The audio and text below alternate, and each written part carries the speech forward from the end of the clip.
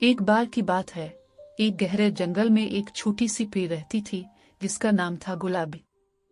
گلابی کی پنکھیاں چمکدار گلابی رنگ کی تھیں اور وہ جادو کی دھول چھڑک کر پھولوں کو کھلا دیتی تھی۔ وہ بہت اچھی اور مہربان تھی، ہر روز جنگل کے جانوروں کی مدد کرتی تھی۔ ایک دن جنگل میں ایک چھوٹا سا خرگوش رو رہا تھا۔ اس کا نام تھا بانی۔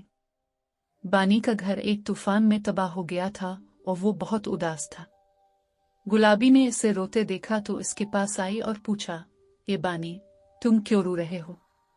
بانی نے رونے کی آواز میں کہا، میری ماں اور بہن بھائی کہیں کھو گئے ہیں اور میرا گھر بھی نہیں رہا۔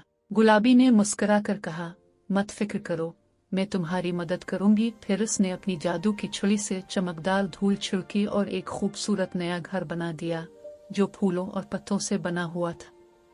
اس کے بعد گلابی نے پورے جنگل میں اڑ کر بانی کے خاندان کو ڈھونڈا۔ آخر کار اسے ایک بڑے درخت کے نیچے بانی کی ماں اور بہن بھائی مل گئے جو ڈرے ہوئے بیٹھے تھے۔ گلابی نے انہیں نئے گھر تک پہنچایا۔ بانی اور اس کا خاندان بہت خوش ہوئے۔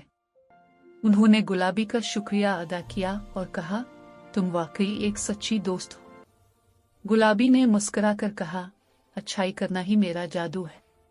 اور اس دن سے جنگل میں سب خوش اور امن سے رہنے لگے۔ ختم کہانی۔ اللہ حافظ۔